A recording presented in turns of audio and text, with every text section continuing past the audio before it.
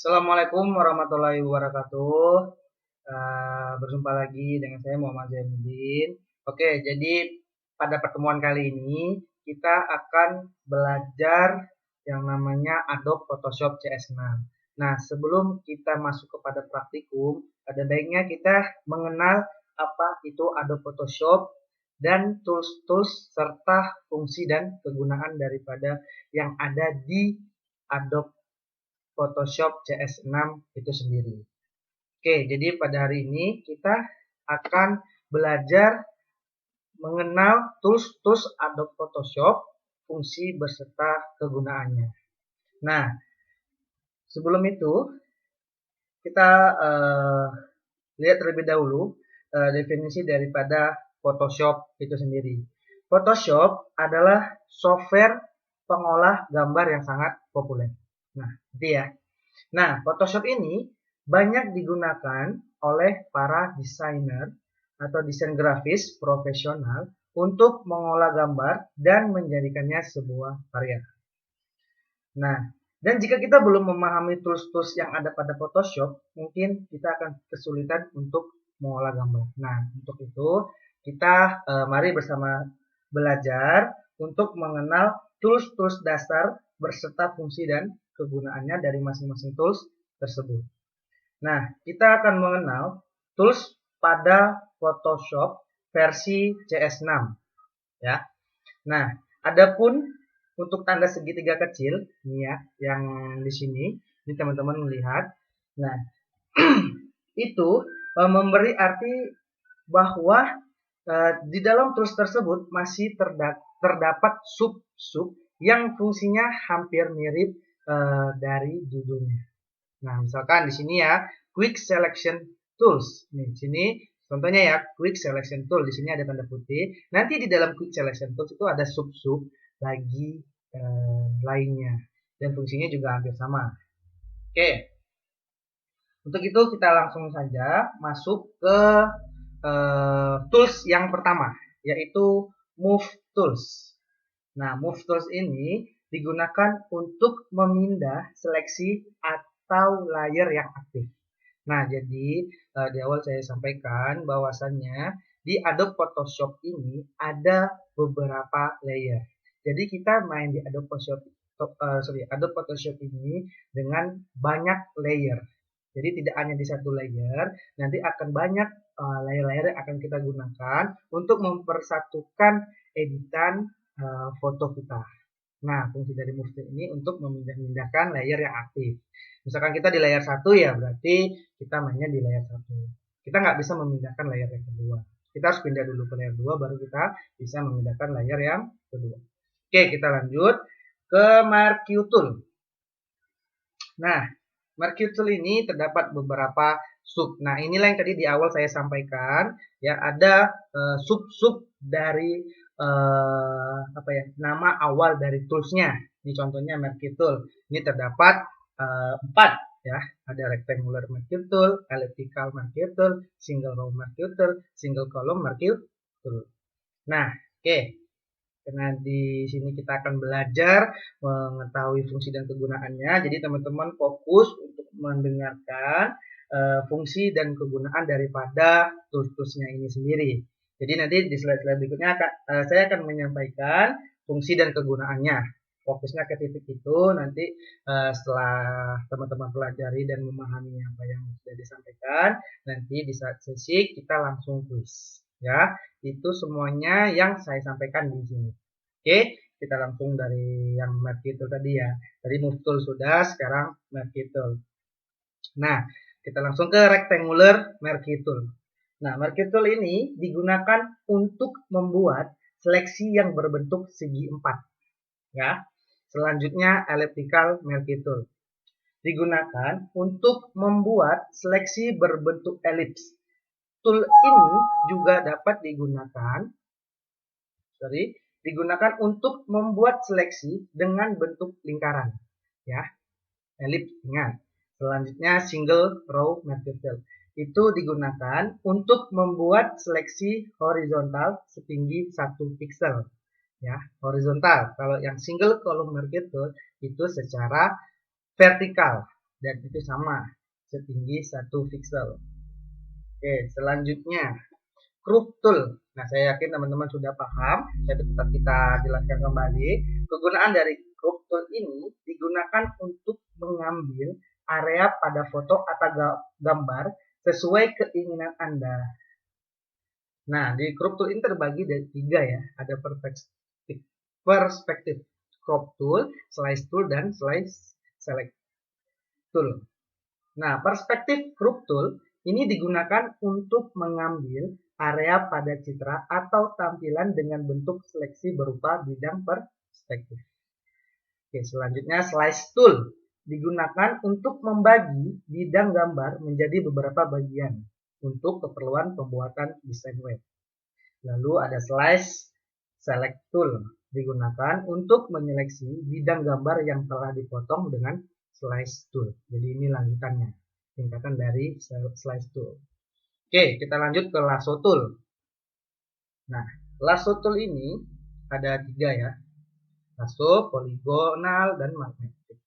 Nah, lasso tool itu sendiri digunakan untuk membuat seleksi dengan menggambar pola bebas untuk menghubungkan titik awal dan titik akhir. Cukup dengan melepas mouse. Jadi nanti ada titik awal, kita klik, nanti kita terserah mau buat seperti apa, lingkaran, peta, segitiga, dan sebagainya, baru ketemu ke titik awal lagi. Nah, agak sedikit sulit mungkin mengimajinasikannya, teman. Nanti kita akan praktek, mungkin akan lebih mudah. Jadi sekarang cukup tahu pengertiannya terlebih dahulu, fungsi dan kegunaannya. Nanti setelah teman-teman paham daripada fungsi-fungsi ini, kita akan langsung praktek di minggu berikutnya. Oke, tadi lasso tool secara bebas atau free ya, membuat pola. Selanjutnya polygonal lasso tool. Nah, polygonal lasso tool ini digunakan untuk membuat seleksi berbentuk garis patah-patah. Ya. Selanjutnya magnetic lasso tool. Ini digunakan untuk membuat seleksi yang melekat pada perbatasan dari pixel yang dipilih. Oke. Lanjut. Ini ada quick selection tool dan magic wand tool. Nah, quick selection tool ini digunakan untuk menyeleksi dengan cepat dengan cara drag pointer mouse ke area gambar yang ingin diseleksi. Secara otomatis, tool ini akan mencari dan menambah sisi seleksi dari bidang gambar. Oke, selanjutnya magic wand tool. Ini digunakan untuk membuat seleksi berdasarkan pixel-pixel yang ada di dalam kawasan warna tertentu. Nah, toleransi dapat diterapkan melalui option bar. Oke. Lanjut, ada eyedropper tool. Eyedropper tool ini digunakan untuk mengambil warna dari bidang gambar atau dari pilihan warna yang tersedia pada up panel swatch untuk dijadikan sebagai warna background. Nah, di dalam eyedropper tool ini terdapat 3 macam. Itu ada color sampler tool, roll tool, sama node tool. Color sampler tool ini digunakan untuk memperlihatkan setiap warna yang terseleksi ke dalam bentuk nilai warna atau color value. Selanjutnya ada roll tool. Digunakan untuk mengukur objek pada lembar kerja secara pasti dan tepat. Selanjutnya ada node tool. Ini digunakan untuk menambah catatan pada lembar kerja. Oke, kita lanjut. Brush tool dan patch tool. Nah, di sini ada 5 ya. Fungsi daripada spot filling brush tool, dan patch tool. Nah, 3 tool ini mempunyai kegunaan yang hampir sama, yaitu untuk memperbaiki bidang yang rusak dengan cara menempelkan bagian dari gambar yang lain masih bagus. Nah, contohnya, misalkan pipinya saat diedit rusak, kan pipi kanan rusak tuh. Nah, kita bisa menggunakan 3 tools ini dengan mengambil pipi sebelah kiri, kita samakan untuk pipi yang sebelah kanan yang tadi awalnya rusak. Oke, lanjut ya. Kita ke content aware move tool. Nah, Ini gunanya untuk memilih area pixel dan memindahkannya ke area lain. Oke, lanjut ke Red Eye Tool. Ini untuk menghilangkan efek mata merah akibat refleksi dari lampu blitz. Nah, biasanya teman-teman mungkin pernah mengalami ya ketika kita foto kena flash atau tadi dibilang blitz tadi itu, sehingga bola mata yang awalnya hitam menjadi merah. Nah, itu kita bisa edit menggunakan Red Eye Tool. Oke, lanjut Brush Tool dan Pencil Tool.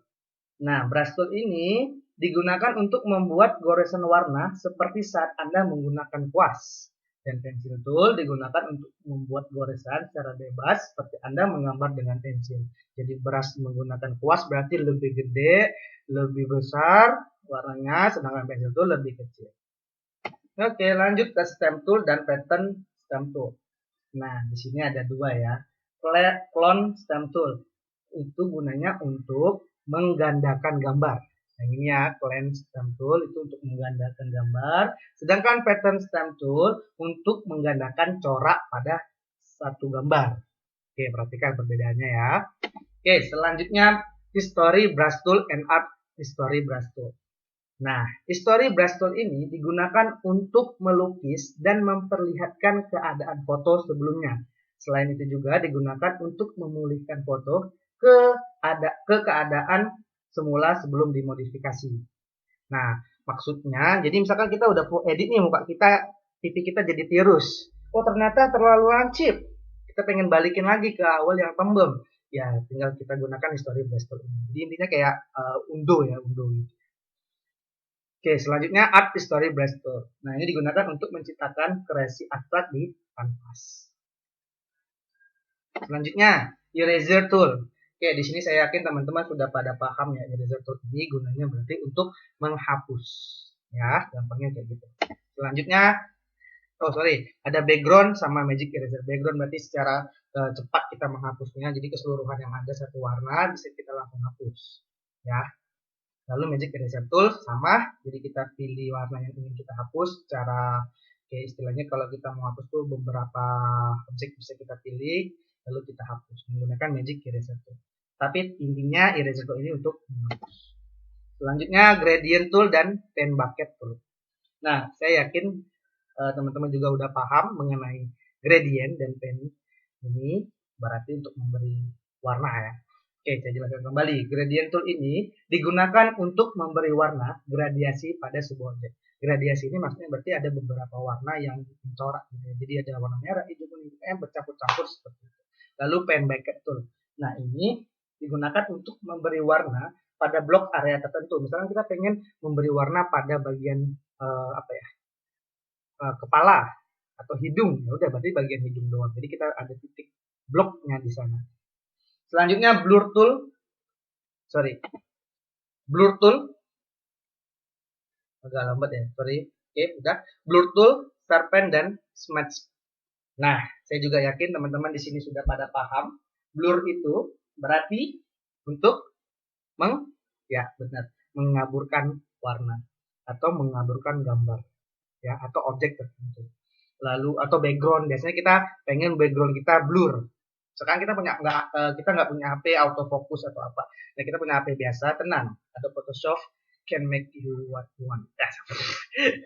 Jadi ya intinya blur tool ini bisa memberi blur pada gambar.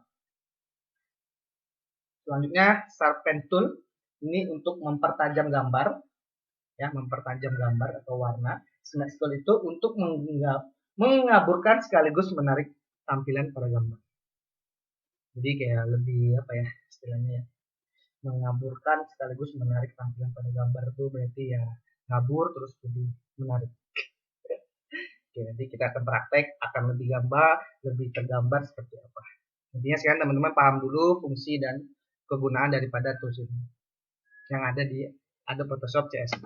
Selanjutnya dots, burn and smooth tool. Nah, buat teman-teman mungkin yang sudah sering mengedit foto menggunakan aplikasi apapun, saya yakin pasti sudah tidak asing dengan istilah-istilah yang ada di Photoshop ini. Salah satunya juga dot tool ya. Ini gunanya untuk Ya, benar sekali, untuk mencerahkan gambar, dot tool.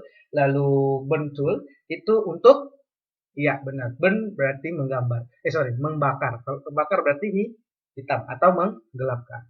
Oke, burn tool untuk menggelapkan gambar. Lalu spong tool untuk mengubah saturasi pada gambar. Oke, kita lanjut ke pen tool. Ayo, pen tool. Saya yakin teman-teman sudah pada paham. Perlu saya jelaskan? Ya, perlu. Kasih. Pen tool berarti digunakan untuk membuat objek, garis, dan kurva. Jadi misalnya kita pengen membuat satu bentuk, ya, itu bisa menggunakan garis-garis menggunakan pen tool. Jadi ada beberapa tools yang hampir sama kegunaannya. Jadi nanti di saat praktikum mungkin kita tidak akan menggunakan semua tools karena ada beberapa tools yang mewakili tools lainnya, hampir mirip, hampir sama. Oke, selanjutnya di sini ada free from pen tool. Ya, jadi kalau pen tool digunakan untuk membuat objek garis dan kurva. Kalau free from pen tool itu digunakan untuk membuat garis bebas seperti pada saat kita menggunakan pencil tool. Ya, tadi pencil tool sudah.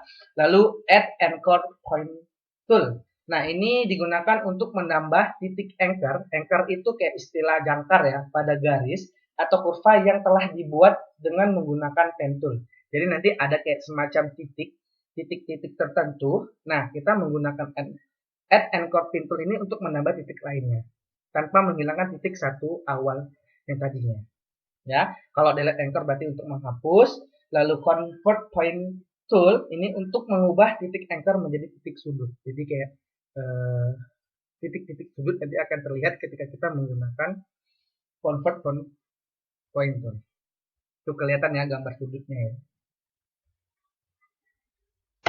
Oke, selanjutnya type atau text tool. Nah, saya yakin teman-teman sudah sering gunakan ini di Microsoft Word. Nah, type atau text tool ini hampir sama kayak add text. Jadi kita pengen menambahkan tulisan pada foto atau objek yang sudah kita taruh. Jadi misalkan ada wajah kita, pengen kita kasih nama yang menggunakan type atau text tool. Nah, kurang lebih semuanya kayak area tab tool and page itu vertikal, berarti pengen yang ke atas ke bawah, ya itu sama semua. Intinya di text atau tab tool ini berarti menambah teks atau tulis. Selanjutnya path and direct selection tool. Ini ada dua path selection tool. Yang pertama itu digunakan untuk memindah titik pada objek path atau shape. Nah, shape, ingat shape itu yang semacam gambar juga bisa gitu ya. Selanjutnya direct selection tool berfungsi untuk memindahkan dan menyeleksi objek path, titik anchor, dan objek shape. Oke, bingung? Iya, saya paham apa yang teman-teman rasakan. Tapi untuk awal memang harus seperti ini teman-teman. Jadi ya belajar berimajinasi seperti apa nanti akan indah pada saat ketika kita praktikum. Oh seperti ini rupanya direct selection tool. Tapi untuk definisi teman-teman harus mengerti dulu karena ini akan masuk kuis nanti. Karena kalau nggak kuis teman-teman nggak belajar. Nggak bercanda. Tapi tetap memang harus teman-teman pahami, dengarkan, pelajari, nanti kita tesnya dengan kuis. Oke, kita lanjut ke rectangle tool. Oke, rectangle tool ini ada 1, 2, 3, 4, 5, 6. Ada 6 macam. Ya, rectangle tool. Saya yakin teman-teman juga sudah paham. Nanti kalau teman-teman bingung ya teman-teman pahami dengan bahasa teman masing-masing. Ya. Nah, kita langsung ke rectangle tool. Rectangle tool ini digunakan untuk membuat objek. Ya, tengok gambarnya. Peta. Berarti kalau round rectangle tool membuat objek gambar lingkaran yang gambar peta dengan sudut tumpul ya. Elips berarti lingkaran, poligon berarti segi banyak, line berarti garis, custom shape yang sudah disediakan ya. Rectangle tool itu ya intinya kita ingin buat sesuaikan dengan gambar. Membuat peta berarti rectangle, membuat peta sudut tumpul berarti ronde. Lingkaran elips, segi banyak poligon, garis line tool. Oke, lanjut hand and rotate view tool. Nah, ini digunakan ketika kita misalkan pengen menggeser ke kanan, ke kiri, ke bawah, itu menggunakan hand tool di saat gambarnya gede ya. Kalau kita terlalu zoom, karena kita pengen menghaluskan suatu sudut misalkan, zoom banget, nah itu kita gunakan hand tool untuk geser-gesernya. Karena tidak bisa kita gunakan ini sendiri, menggunakan tanda panah. Jadi butuh geser kanan, geser kiri itu menggunakan hand tool melalui mouse. Ya. Lalu rotate view tool itu untuk memutar tampilan gambar dalam dokumen kerja. Jadi namanya rotate ya, bisa ke kiri, bisa 160 derajat, bisa 360 derajat seperti itu. Oke, lanjut ke zoom tool. Nah, zoom tool ini digunakan untuk memperbesar atau memperkecil gambar. Jadi nggak bisa main scroll kayak yang di atas mouse itu kan bisa, karena kita kalau di Adobe Photoshopnya harus menggunakan zoom tool ini sendiri. Tergantung mau 100%, 200%. Ini contohnya di sini 400%. Lanjut ke flag color and background color. Nah, ini digunakan untuk mengganti warna. Jadi nanti kita akan istilahnya melihat warna daripada apa yang kita ingin gunakan. Ya. Nanti misalkan kita pengen memberi warna pada background kanan. Di depannya warna hitam, di belakangnya warna putih, bisa. Nanti kita akan gunakan dua fungsi ini, flag color and background color. Ya. Selanjutnya edit in quick max mode. Ini mengolah gambar atau foto ke dalam mode quick max. Maksudnya, jadi kita pengen memberi warna pada suatu bidang tertentu, kita bisa menggunakan ini. Misalkan kita pengen mengedit di bagian bidang kanan atas misalkan ya, bagi kanan atas ini. Jadi kita fokus ke sini menggunakan quick max mode. Nanti kita akan praktikkan di praktikum pertemuan berikutnya. Selanjutnya terakhir change screen mode. Nah, ini setelah kita edit, kita pengen ngelihat gambar kita mau pakai tampilan standar atau full screen yang menggunakan change screen mode. Jadi mau pakai tampilan seperti apa. Oke, teman-teman, cukup sampai di sini. Tools-tools yang ada pada Adobe Photoshop versi CS6 ya. Nah, jadi mohon dipelajari baik-baik. Jika ada beberapa tools yang mungkin secara definisi kegunaan fungsinya masih bingung dan tidak tergambar atau tidak terimajinasi oleh teman-teman, itu sangat-sangat sangat-sangat wajar ya, karena ya seperti itulah proses belajar ya teman-teman ya. Jadi memang butuh pusing dulu di awal, nanti akan senang di belakang. Saya yakin mungkin ada beberapa definisi fungsi dan kegunaan yang masih membingungkan, dan tidak mengapa, yang penting teman-teman paham dulu, mengerti dulu, oh move tool itu untuk memindahkan layer yang aktif, simpelnya seperti itu. Oh, laser tool untuk membuat garis-garis garis-garis yang pada akhirnya ketemu di titik akhir. Oh, eraser untuk menghapus. Ini teman-teman paham dulu secara singkat menurut teman-teman dari definisi atau fungsi kegunaan yang sudah saya sampaikan. Nah, nanti di minggu pertemuannya kita akan praktikkan langsung teknik-teknik yang ada pada Adobe Photoshop. Oke, terima kasih untuk yang sudah mendengarkan. Semoga berhasil di kuisnya, dan saya akhiri. Assalamualaikum warahmatullahi wabarakatuh. Sampai bertemu di pertemuan berikutnya.